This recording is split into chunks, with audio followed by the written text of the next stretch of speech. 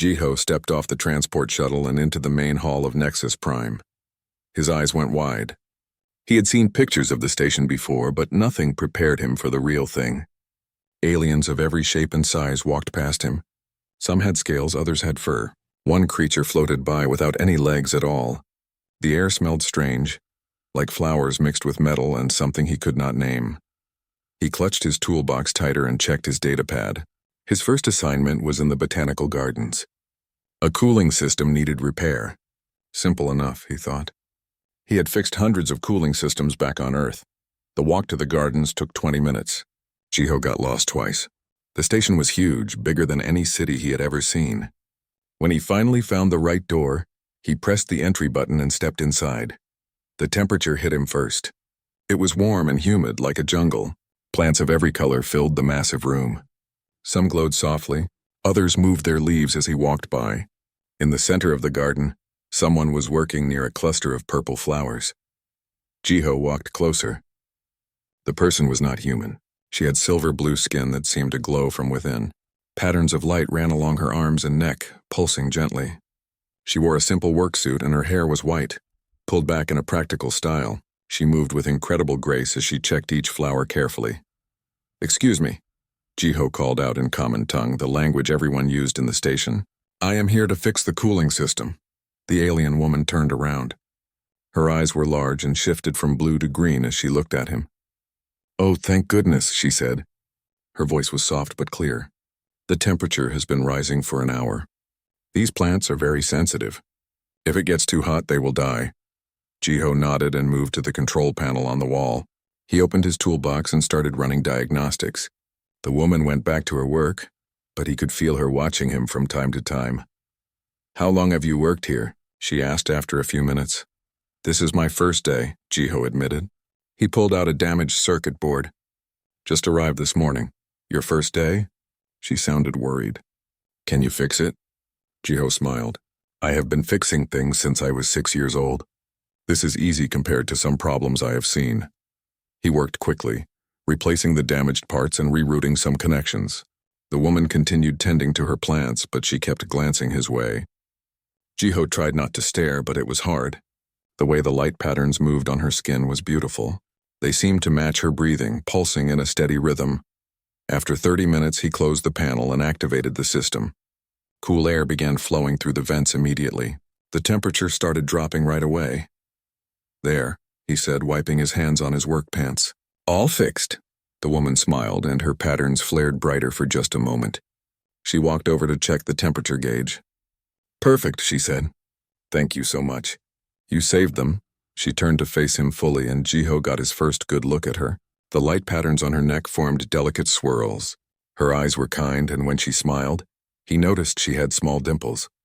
She moved back to the purple flowers and touched them gently, checking each one. Jiho watched her work. There was something about the way she cared for each plant. The gentle way she touched the leaves, the focused look on her face. Without thinking, he muttered in Korean, "Naomu aramdawo." She looked up quickly. What did that mean? Jiho's face got hot. He had not meant to say that out loud. I said... He struggled to find the words in common tongue. "I said you are stunning." Everything happened at once. The light patterns on her skin exploded into bright pink. They pulsed rapidly, spreading from her arms to her neck and face. Her eyes went wide and she froze completely, one hand still touching a flower. Jiho panicked. "I am sorry. Did I say something wrong?" "I did not mean to." She moved toward him slowly. Her patterns were still bright pink, pulsing in a way that seemed almost like a heartbeat. Her breathing had changed too, faster now. She stopped just a few feet away from him. "Say it again," she whispered. Her voice shook slightly. "Say it again, human." Jiho's mouth went dry. He did not understand what was happening, but something felt very important about this moment. The way she looked at him, the way her whole body seemed to glow with that pink light, made his heart beat faster. "You are stunning," he said again, quieter this time. Her eyes shifted through several colors rapidly. Blue, green, gold, then settled on a warm purple. She brought one hand up to her chest, pressing it over her heart. "You mean this?" she asked. "You truly mean this?" "Yes," Jiho said, confused but honest. "I do." She made a small sound, something between a laugh and a gasp. Her patterns continued to pulse that bright pink. She looked down at her own arms as if surprised by her body's reaction. "I am Lyra," she said finally.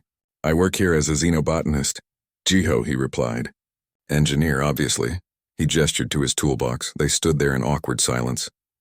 The cooling system hummed quietly. A plant nearby made a soft chiming sound as it moved its leaves.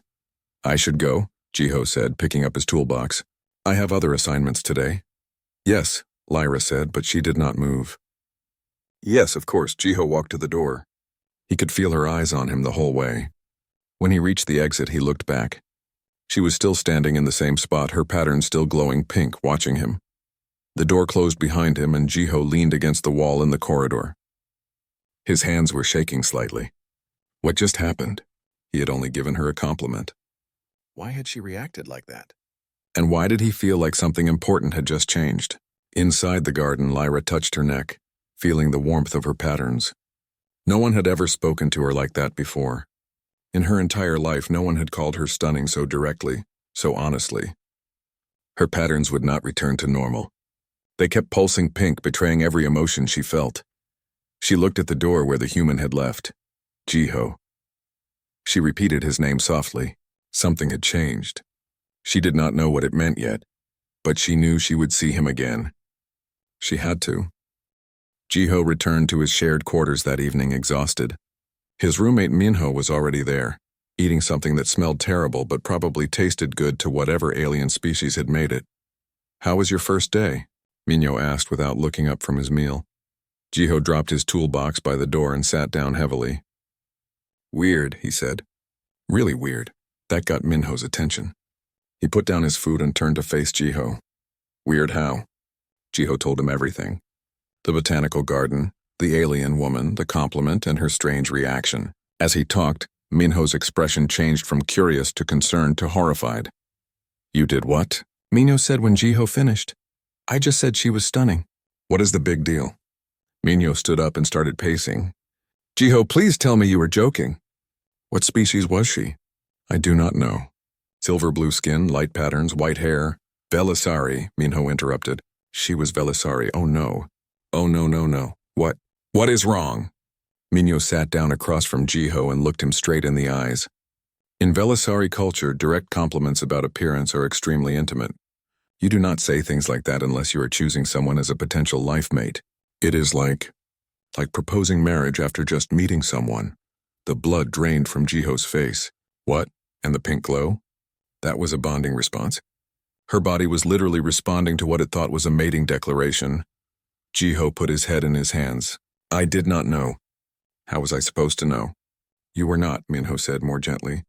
"But now you do know, and you need to figure out what to do about it." For the next 3 days, Jiho tried to avoid the botanical gardens.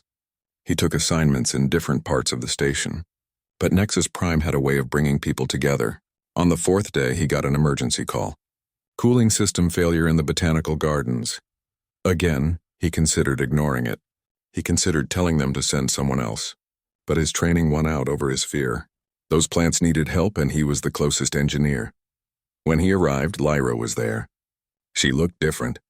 Her light patterns were dim, showing only faint blue lines. She did not smile when she saw him. She just pointed to the control panel and went back to her work.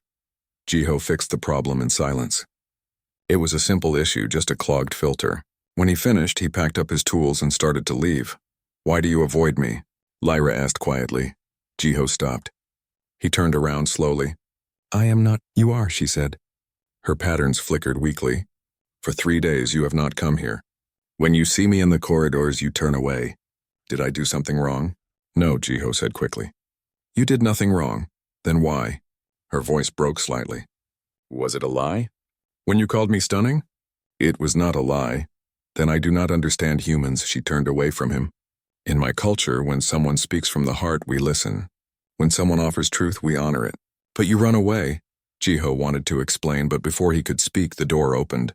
An older Velisari entered, his patterns showing deep red and orange. He looked at Jiho with clear anger. "You," the elder said. "You are the human who has been toying with Lyra's emotions." "Elder Thane," Lyra said quickly. "Please, this is not— Be quiet, child." Thane walked up to Jiho, who stood his ground despite his fear. I have heard what you did. I have seen how her patterns have dimmed. You spoke words of bonding and then abandoned her. This is cruel. I did not mean to hurt her, Jiho said. I did not understand what my words meant in your culture. Ignorance is not an excuse, Thane said coldly. You should have learned our ways before speaking so carelessly. Now you will leave her alone. Do not come to this garden again unless absolutely necessary. Thane left, but his words stayed in the air like smoke. Lyra would not look at Jiho. Her patterns had dimmed even more. I should have explained, Jiho said softly. I should have come back sooner. It does not matter now, Lyra said. It does matter.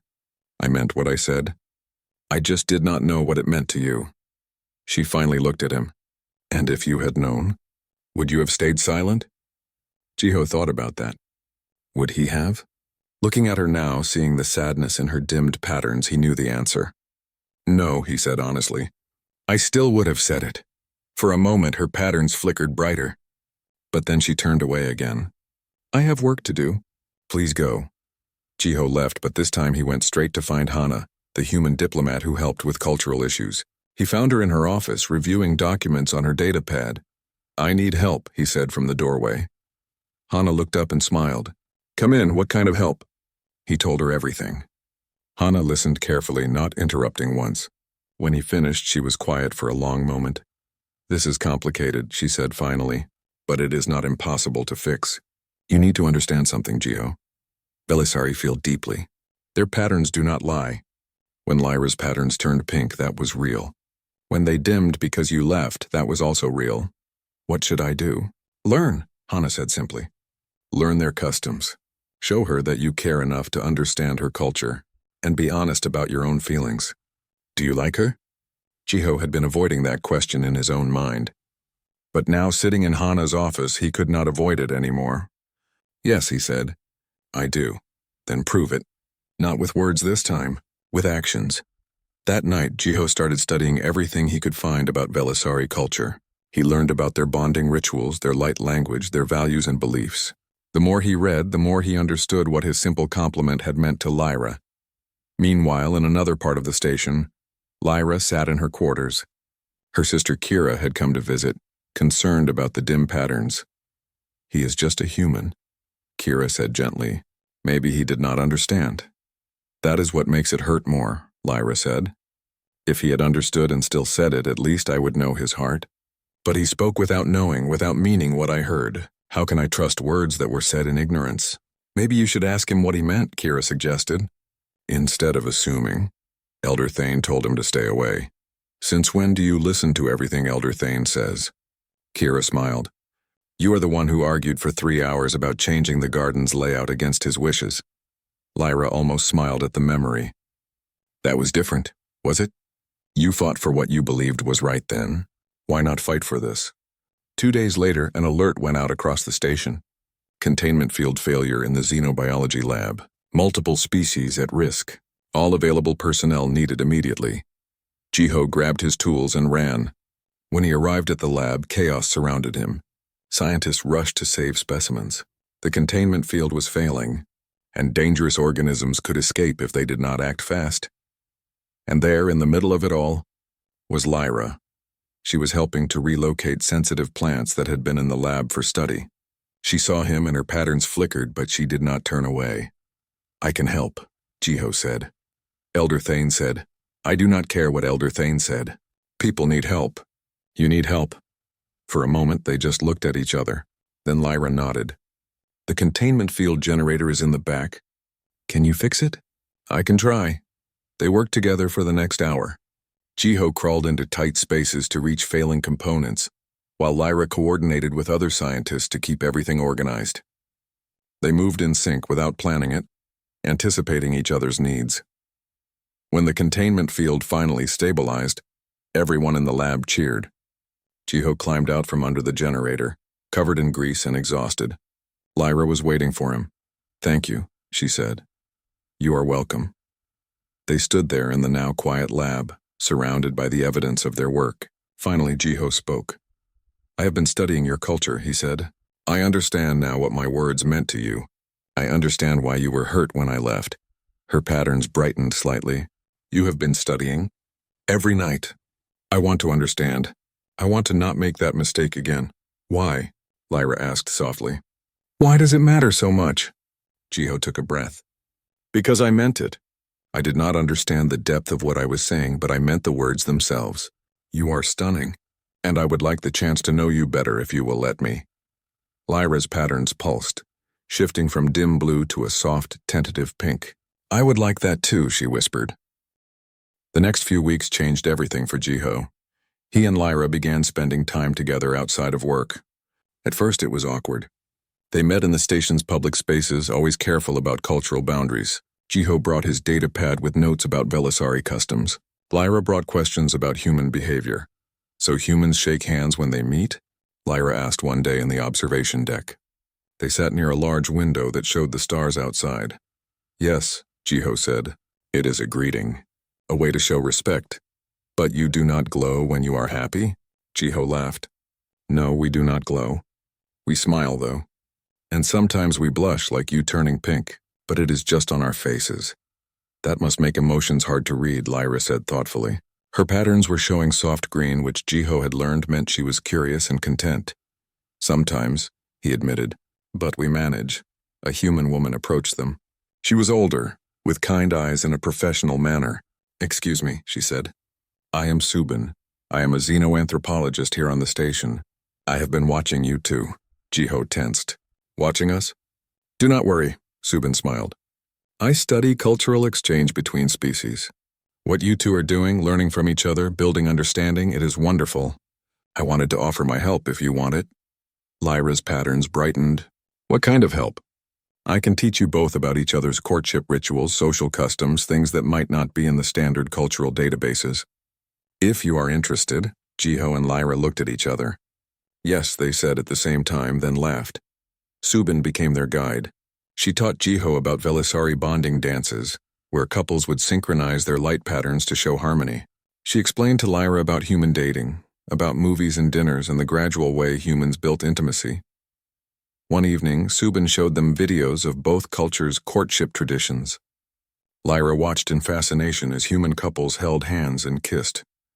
So physical touch is important to humans? She asked. Very, Subin said. Humans express affection through touch. Holding hands, hugging, kissing. It is how they feel connected. And for Velisari, Jiho said, remembering his studies, it is about sharing patterns. Yes, Lyra said. Her patterns pulse gently. When two Velisari bond, their patterns synchronize. They pulse together. It is how we show we are connected, heart to heart. Can I see? Jiho asked carefully. Your patterns, I mean. Can you show me how they work? Lyra hesitated, then nodded. She dimmed the lights in the room and stood up. Her patterns began to glow brighter, flowing along her arms in waves. They moved from her fingertips up to her shoulders, then down her spine. The pattern was like water, smooth and continuous. This is a calm pattern, she explained, when I am at peace. She closed her eyes and thought of something happy. The patterns changed, moving faster, showing bursts of golden light mixed with the blue. This is joy. Then she looked at Jiho and the pattern shifted again. Pink mixed with the gold, pulsing from her chest outward. And this is... She paused, shy suddenly. Affection, Subin said softly. That is how Velisari show affection. Jiho stood up and moved closer to Lyra. Can I try something? He asked. What? A human thing. If it is okay, Lyra nodded, curious. Jiho reached out slowly and took her hand. Her skin was warm, and he could feel a slight vibration like a gentle current running through her. Her patterns flared bright pink immediately. We hold hands, Jiho said quietly, when we care about someone. Lyra's fingers curled around his. I like this, she whispered. I can feel your pulse, your warmth. And I can see your feelings, Jiho said, watching her patterns glow and shift. We are sharing just in different ways.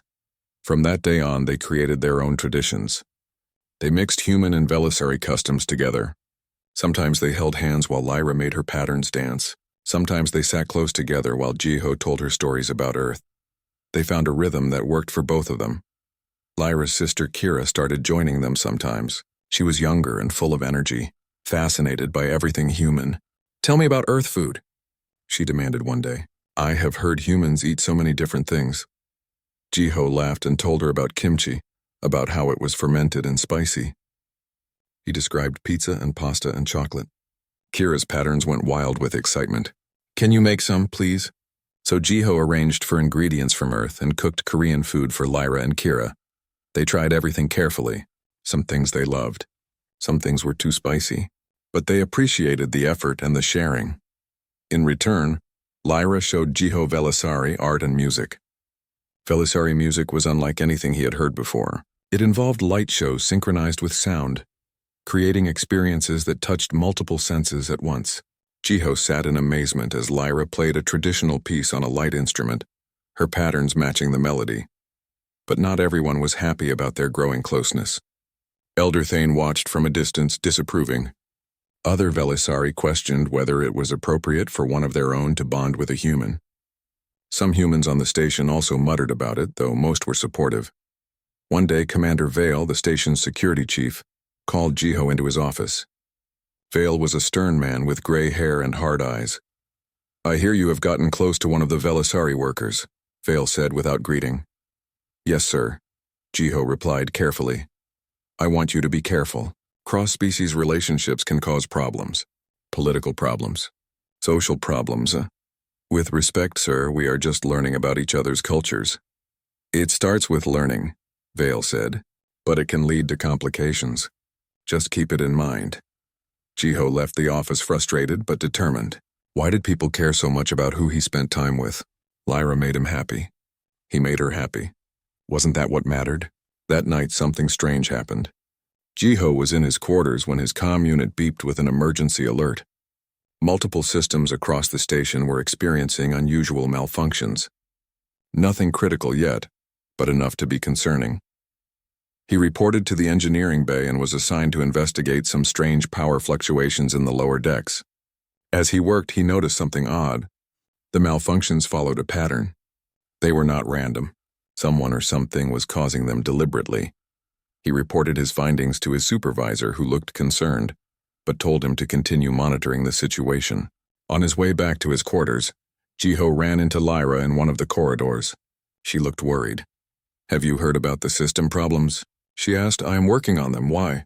I heard something in the gardens today. Two aliens talking. They mentioned the malfunctions might be connected to some kind of signal, a signal that should not be there. What kind of signal? I do not know.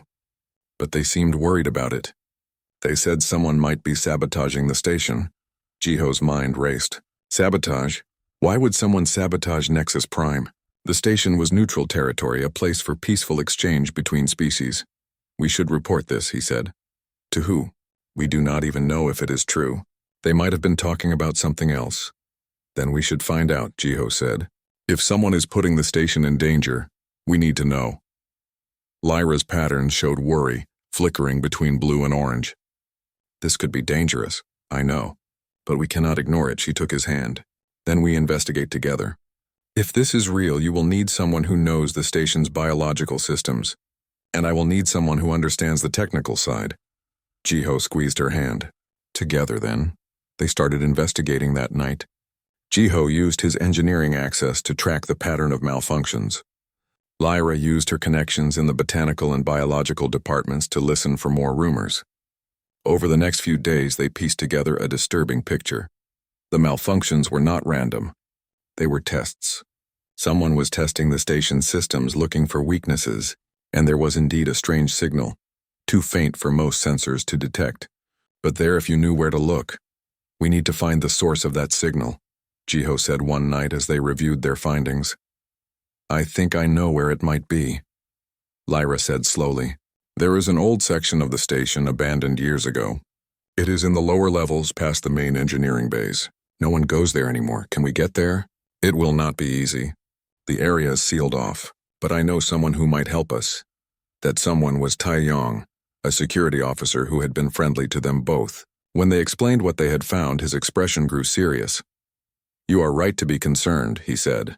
I have been noticing strange things too. People going places they should not go. Access logs that do not match up. But I have no proof of anything wrong. Help us investigate the abandoned section, Jiho said. If we are right, we will find proof there. Taeyong thought about it, then nodded. Okay, but we do this carefully. And if we find anything dangerous, we report it immediately. No heroics.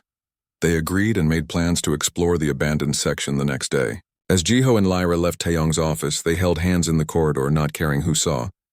Are you scared? Lyra asked. Yes, Jiho admitted. But I'm also sure this is the right thing to do. Her patterns glowed with soft pink and gold. I am glad I am with you, she said. Me too. The abandoned section of Nexus Prime felt wrong from the moment they entered. The air was cold and stale. Emergency lights cast long shadows on the walls. Jiho, Lyra, and Taeyong moved carefully through the dark corridors, their footsteps echoing in the empty space. This area was sealed 15 years ago. Taeyong whispered, checking his scanner, after a major system failure made it unsafe. But according to my readings, someone has been here recently. How recently? Jiho asked. Within the last week. Lyra's patterns dimmed to almost nothing, barely giving off light. It was her way of staying hidden in the darkness. Jiho had learned that Velisari could control their glow when they needed to. They found the source of the signal in what used to be a communications room. Equipment had been set up, all of it new and clearly installed recently. Cables ran across the floor and up the walls. Multiple screens showed data streams that Jiho did not recognize at first. What is all this? Lyra asked. Jiho studied the screens more carefully. His blood went cold when he understood. It is a hacking system. Someone is using this to access the station's main controls. They can trigger malfunctions anywhere on Nexus Prime. Taeyong was already recording everything with his security scanner. This is definitely illegal. But who would do this? And why? Look at this, Lyra said from across the room. She had found a datapad left on a desk. There are messages here. Communications between multiple people. They gathered around her as she read through the messages. What they found made their situation much worse. This was not just one person. It was a group, and they had a plan. They are planning something during the diplomatic conference, Lyra read aloud. It says here they want to stage an incident that will turn species against each other. The conference. Jiho had heard about it. In 3 days, ambassadors from 20 different species would gather on Nexus Prime to discuss expanded cooperation agreements. It was one of the most important diplomatic events in years. We need to report this now, Taeyong said. But before he could move, alarms blared throughout the abandoned section. Red lights flashed on the walls. They know we are here, Jiho said. We triggered something. Run! Taeyong shouted. They ran back through the dark corridors, but the path they had used to enter was now sealed by emergency doors. The conspirators had activated old security systems to trap them inside. This way, Lyra called, her patterns flaring bright to light their path. She led them through a service tunnel, moving quickly despite the cramped space. Her knowledge of the station's biological systems meant she knew passages most people had forgotten. They emerged in a maintenance shaft near the main engineering level, safe but exhausted. Taeyong immediately contacted his superior officer and requested an emergency meeting. Within an hour, they were in Commander Vale's office explaining everything they had found. Vale listened without interrupting. When they finished, his expression was hard to read. These are serious accusations, he said finally. We have proof, Taeyong said, showing him the recordings from his scanner. Everything is here. Vale studied the data for a long time. Too long. Jiho started to feel uneasy. Why was Vale not acting immediately? Why did he seem so hesitant? I will investigate this, Vale said slowly. But I need you three to stay quiet about it. If there really is a conspiracy, we do not want to alert them that we know. Something about his tone felt wrong to Jiho, but he could not argue with the commander's orders. They left the office, but once they were in the corridor, Taeyong pulled them aside. I do not trust him, Taeyong said quietly. Vale has always been against close cooperation between species. He gives speeches about keeping humans separate from aliens. What if he is involved? We do not know that, Lyra said, but her pattern showed worry. We do not know he is not involved either, Jiho pointed out. We need someone else. Someone we know we can trust. They thought about it and decided to go to Dr. Yuna, the station's chief science officer. Yuna was known for her integrity and her support of interspecies cooperation. If anyone would help them, she would. They found her in the science lab, working late as usual. When they told her everything, her eyes went wide. This is worse than you realize, she said. If they trigger malfunctions during the conference, people could die, and it would destroy decades of diplomatic work. Species would blame each other. The whole alliance could fall apart. Can you help us? Jiho asked. I can analyze the data you found. Maybe I can figure out exactly what they are planning and how to stop it. She took Taeyong's scanner and started transferring files. But you three need to be careful. If Vale is involved, or if he reports this to the wrong people, you could be in danger. That night, Jiho could not sleep. He lay in his quarters thinking about everything. The conspiracy was bigger than he had imagined, and the conference was only 2 days away now. His comm unit beeped. It was Lyra. Can you meet me in the observation deck? Her message said. I cannot sleep. He found her there, standing by the large window, looking out at the stars. Her patterns were dim and troubled, shifting between dark blue and gray. I am scared, she admitted when he came to stand beside her. What if we cannot stop them? What if people get hurt? We will stop them, Jiho said, trying to sound confident. We have proof. We have Yuna helping us, and we have each other. Lyra turned to him. Why are you doing this? You could just report what you know and stay safe. This is not your problem. It is my problem, Jiho said. This station is my home now. These people, you are my family now. I will not let anyone hurt my family. Her patterns flared bright pink and gold. Family, she whispered. In Velisari culture, that is the highest bond. You consider me family? I do, if that is okay. Instead of answering with words, Lyra did something she had never done before. She stepped closer and wrapped her arms around him in a human hug. Jiho held her back, feeling the warmth of her skin and the gentle vibration of her patterns against his chest. They stood like that for a long time, sharing comfort in both human and Velisari ways. The next day, Dr. Yuna called them back to her lab urgently. I found something, she said, showing them her analysis. The conspirators are planning to sabotage multiple life support systems at once. They will make it look like accidents, but timed to happen during the conference. Oxygen levels will drop. Temperature controls will fail. It will cause panic. Can we stop it? Taeyong asked. Only if we know exactly when they plan to trigger it. And we need to access the main computer core to set up countermeasures. But that requires high-level authorization, which we do not have, Jiho said. No, but I know someone who might help. Yuna contacted Elder Thane.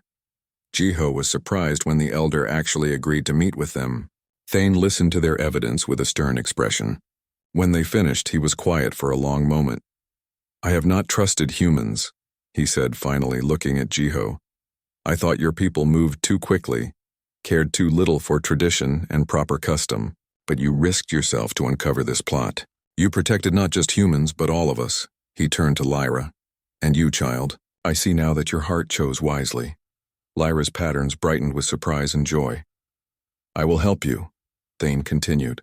I have access to the computer core, and I have influence with other elders. We can prepare defenses, but we must move quickly. They spent the entire night working. Yuna analyzed the sabotage code. Jiho set up monitoring systems to detect when the conspirators tried to activate their plan. Lyra coordinated with various department heads, using her connections to position people who could respond quickly if something went wrong. Taeyong gathered other security officers he trusted and briefed them on the situation. Commander Vale tried to interfere several times, but Elder Thane's authority superseded his.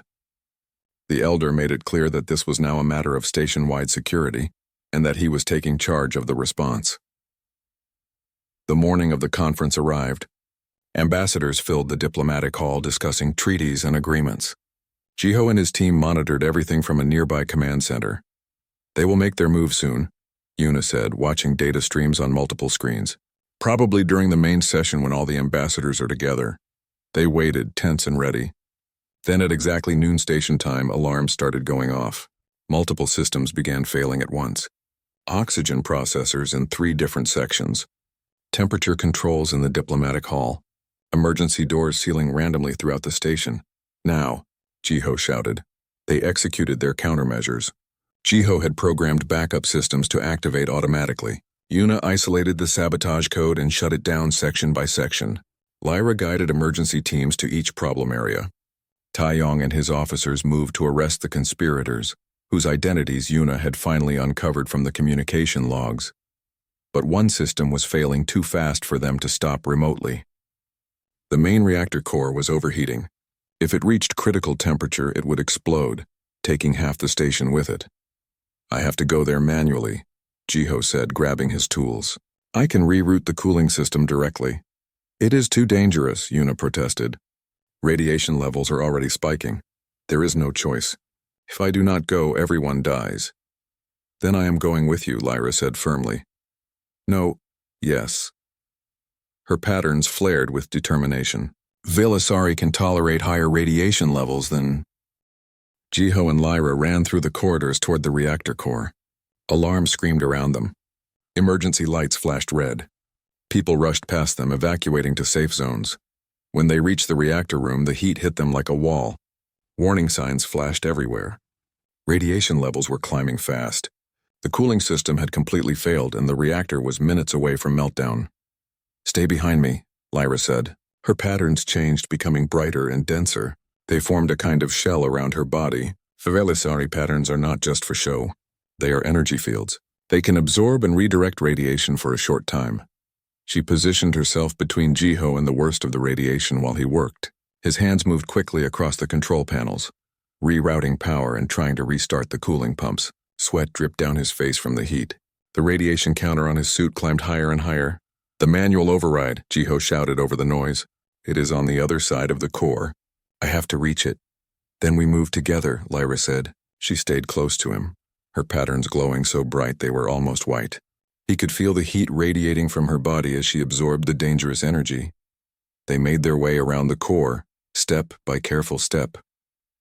Jiho reached the override panel and opened it. Inside was a mess of melted wiring and fried circuits.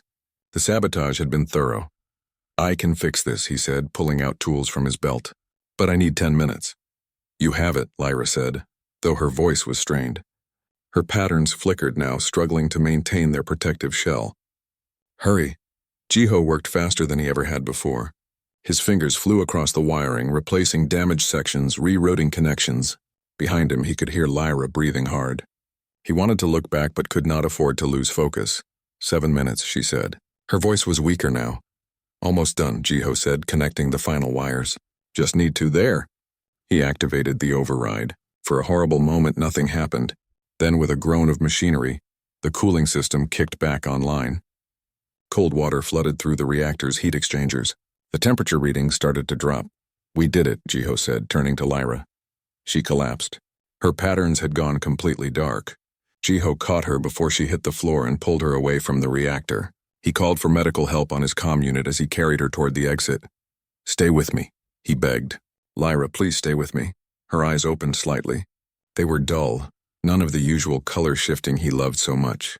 Did we save them? She whispered. Yes, everyone is safe. Because of you, she smiled weakly. Good. Then her eyes closed and she went limp in his arms. Medical teams met them at the door. They took Lyra from Jiho and rushed her to the medical bay. Jiho tried to follow, but Dr. Yuna stopped him. You need treatment too, she said firmly, scanning him with a medical device. You absorbed a dangerous amount of radiation. I am fine. I need to be with... You are not fine. And you will not help Lyra by collapsing. Let us treat you. Then you can see her. The next hours were the longest of Jiho's life. He sat in a medical bed while doctors treated his radiation exposure. His mind kept replaying those moments in the reactor room, kept seeing Lyra's patterns fade as she protected him. Minho came to visit, bringing news from outside. The conspirators were arrested. All of them. Taeyong and his team got them before they could escape. It turns out Commander Vale was working with them. He has been taken into custody. And the conference? Jiho asked, continued. The ambassadors were shaken but impressed by how everyone worked together to stop the attack. Some are even saying this brought the species closer instead of driving them apart. What about Lyra? Minho's expression became more serious. She is stable but unconscious. The doctors say she used so much energy protecting you that her body shut down. Vilasari can enter a kind of healing sleep when severely depleted. She might wake up in hours or days. They do not know. Jiho closed his eyes. This is my fault. I should not have let her come. She chose to go, Minho said gently. And because she did, thousands of people are alive right now, including you. That meant something to her. As soon as the doctors cleared him, Jiho went to Lyra's room. She lay in a medical bed, connected to monitoring equipment. Her skin had lost most of its glow. Only the faintest traces of pattern remained, barely visible.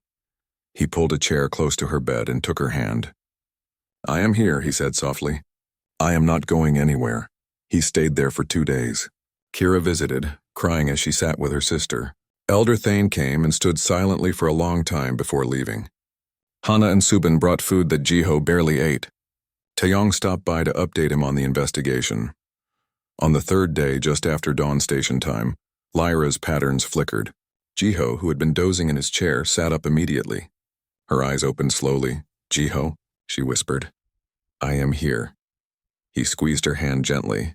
"You are safe. Everything is okay." Her patterns grew a tiny bit brighter. "You said I was stunning again." He blinked in confusion. "What?" "When you were carrying me." "You said it again." "I heard you." Jiho felt his eyes getting wet. "I did. And I will keep saying it for as long as you want to hear it." She smiled, and her patterns pulsed with soft pink light. "Forever, then. Say it forever." Her recovery took 2 weeks. Slowly, her patterns regained their brightness and complexity. The doctor said she would make a full recovery, though she needed to be careful about overextending herself in the future. During those weeks, Jiho rarely left her side. They talked about everything. About what had happened, about their feelings, about what they wanted for the future. They decided they did not want to be apart anymore. When Lyra was finally released from medical care, there was a ceremony waiting for them. The station's leadership, including a new security commander who had replaced Vale, gathered in the main hall. Ambassador representatives from every species stood there too. Elder Thane spoke first. "These 2 individuals, one human and one Velisari, risked everything to protect all of us. They showed us that differences between species are not weaknesses but strengths. When we work together, when we protect each other, we become stronger than any of us could be alone." He presented them both with medals of honor. Then Dr. Yuna stepped forward with an unexpected announcement. "The Galactic Union is funding a new initiative," she said. "A joint exploration program bringing together the best of different species to explore uncharted space. We need people who can work across cultural boundaries, who can solve problems together. We want Jiho and Lyra to lead the first team." Jiho looked at Lyra in surprise. She looked back at him, her patterns dancing with excitement and hope. "What do you think?" he asked her quietly.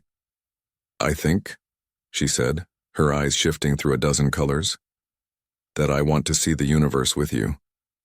They accepted the assignment. Over the next month, they prepared for their mission. They selected a crew of humans, Velisari, and 3 other species. Minho volunteered to be the chief engineer. Kira insisted on coming as the team's xenobotanist. Taeyong joined as their security officer. The ship they were given was beautiful, a sleek vessel designed for long-range exploration. They named it the Harmony, symbolizing what they hoped to find and create as they traveled. The night before they were scheduled to leave, Jiho and Lyra stood in their new quarters aboard the ship. Through the window they could see Nexus Prime in the distance, lights glowing against the darkness of space. "Are you nervous?" Lyra asked. "A little," Jiho admitted. "We are going to places no one has ever been. We might face dangers we cannot imagine, but we will face them together." He turned to look at her. Her patterns glowed with soft pink and gold. The colors he had learned meant love and happiness. "There is something I want to do," he said. "A human tradition. What is it?" From his pocket he pulled out a small ring.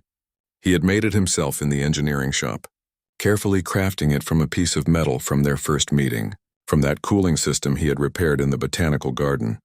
"Humans give rings to people they want to bond with forever," he explained, getting down on one knee. "Lyra, I know we have only known each other for a few months. I know we are from different species with different customs.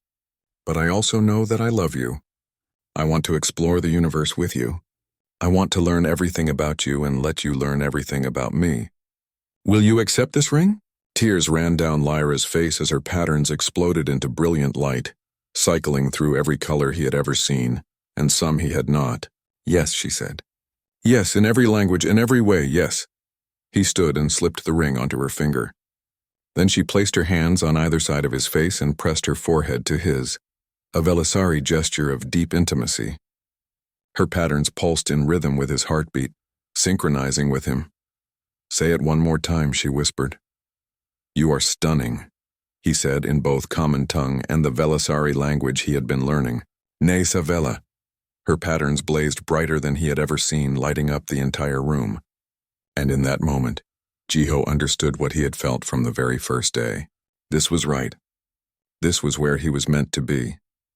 The next morning, the Harmony launched from Nexus Prime. On the bridge, Jiho stood at the engineering station while Lyra managed environmental controls. Around them, their crew worked together seamlessly,